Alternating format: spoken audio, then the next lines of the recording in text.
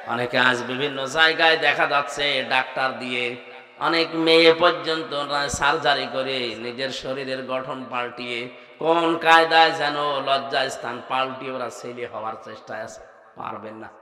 কিয়ামতের আগে এটা সম্ভব না। কেন সম্ভব না বলেন তো? সূরা আলে ইমরানের 6 নম্বর আয়াতে আল্লাহ দলিল দিচ্ছেন, ওয়াল্লাযী ইউসাউবিরুকুম ফিল আরহামি কাইফা ইয়াশা লা ইলাহা ইল্লা হুয়াল আজিজুল হাকীম। আধুনিক যে তাফসীর গুলো পাওয়া যায় দেখবেন ওখানে আছে, তিনি সে আল্লাহ যিনি মায়ের রেহেমের ভেতরে তোমাদের আকৃতি তৈরি করেন। তাহলে আকৃতি বানানো, এই গঠন বানানোর দায়িত্ব কার? আরো জোরে বলেন কার? কোরআনে কারীম প্রমাণ দিচ্ছে, ফালিয়ানজুরিল ইনসানু মিম্মা খুলিকা মিম্মা দাফিক ইয়াখরুজু মিন বাইনিস সুলবি ওয়াত তারাইব। সূরা তারিকের ভেতরে আছে, আল্লাহ পাক বলেন মানুষকে নজর করে দেখে না যে কি জিনিস দিয়ে তারে বানালাম। বাবার স্ফলিঙ্গ দিয়ে দ্রুত গতিতে বের হয়ে যাওয়া এক ফোঁটা নাপাক পানি দিয়ে ওর জন্মের উৎস। এটা শরীর থেকে বের হলে শরীর নাপাক হয়ে যায়, গোসল ফরজ হয়ে যায়। পৃথিবীর কোন মার্কেটে দোকানে যার 4 আনাও দাম নেই আছে? কেউ ফিরি দিলেও নেবে? বলে না কেন? এটা বের হওয়ার সঙ্গে সঙ্গে মায়ের রেহেমের ভেতরে যখন যায়, বিজ্ঞান এখন প্রমাণ করছে এক একটা ফোঁটার ভেতরে কম পক্ষে 40,000 মানুষ বানানোর ক্ষমতা আছে। বাবার স্ফলিঙ্গ থেকে মায়ের রেহেম পর্যন্ত যেতেছে, জরায়ুর সাথে ধাক্কা লেগে দেওয়ালের সাথে তাল লেগে অনেকে পুড়ি মারা যায়। ওই রেহেম পর্যন্ত পৌঁছাতে পারে হয়তো 1টা 2টা 5টা 7টা 13টা পর্যন্ত বাচ্চা এই দুনিয়ায় ক্যালিফোর্নিয়া একজনের হয়েছে। আমি যেহেতু একজন, তাহলে আমি ওই 40 লাখের ভেতরে মাত্র একজন। কথা বলেন। আল্লাহ দয়া করে ওই জায়গা থেকে আমারে পৌঁছিয়ে দিলেন। বিজ্ঞান এখন দেখতে পাচ্ছে গবেষণা করে, এই বীর্যটা যাবার পরে বাবার এই নাপাক বীর্য দিয়ে আল্লাহ 4টা জিনিস তৈরি করে, চুল, রগ, হাড় আর পর্দা। কয়টা বলেন বলেন? মায়ের রেহেমের ভেতরে যে নাপাক পানির থলি আছে, এইটা দিয়ে আল্লাহ আরো 4টা জিনিস বানায়, রক্ত, গোশত, চর্বি আর চামড়া। 4 8টা জিনিস যখন এক হয়, আল্লাহ পাক বলেন আমার বান্দা আর বান্দি বানাতে আমি আল্লাহ 5টা জিনিস আমার রব নামের খাতিরে দান করি। ওয়াজাআলা লাকুমুস সামআ ওয়াল আবসারা ওয়াল আফইদা ইলা আখিরি আয়াত।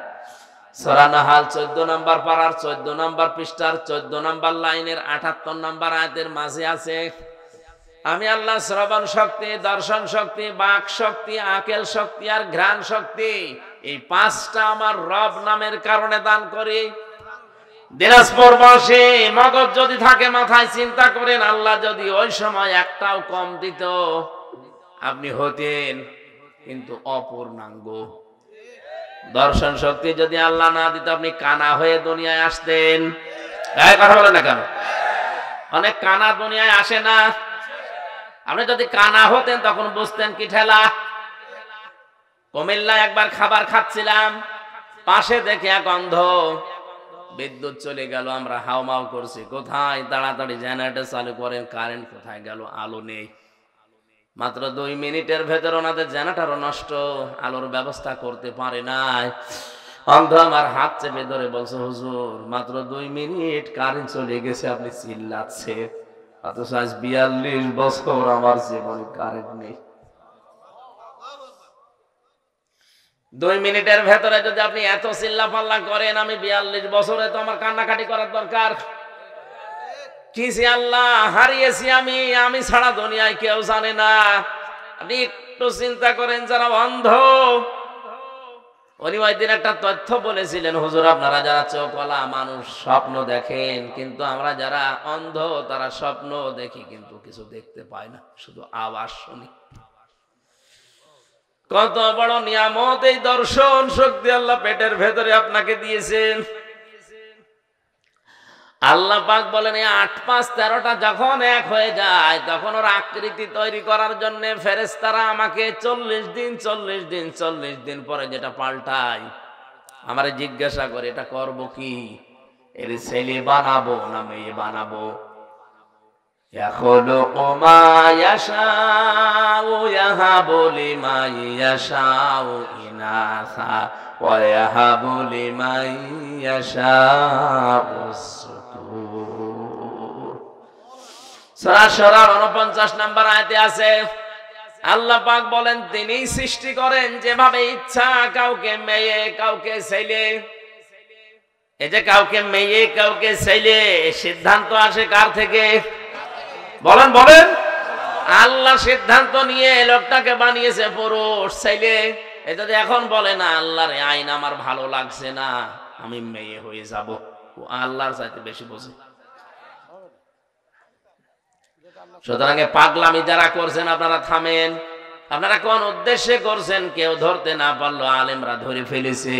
জাতিকে আপনারা আল্লাহর গজবে ফেলার জন্য চেষ্টায় আছেন। লূত নবীর জামানায় এই গোনাটা চালু হওয়ার কারণে আল্লাহ তাদেরকে ধ্বংসই শুধু করেননি, ওই জায়গাটা ডেড সি, মৃত সাগর বানিয়ে দিয়েছে জর্ডানে। এখনো পৃথিবীর ইতিহাসে আছে না নেই? ওখানে কোনো কিছু ডোবে না, সব বেশি থাকে। আপনি নিজে দেখে আসেন। এই গজবের যদি বাংলাদেশেও গ্রাস করে আর চালু হয়ে যায়, আল্লাহর কসম এই সমকামিতার কারণে বাংলাদেশটা আল্লাহ ডুবিয়ে দিতে পারে। এমনিতে ডোবার ভেতরে আছি আমরা। কক্সবাজারের যে বিশাল সমুদ্র, আমার মনে হয় 50 হাত উঁচু হয়ে যদি একবারে পানি আসে, এই দেশটা আর খুঁজে পাওয়া যাবে না। আপনি কার ভরসায় কাজ করেন? একটু ভয় আসে না মনের ভেতরে?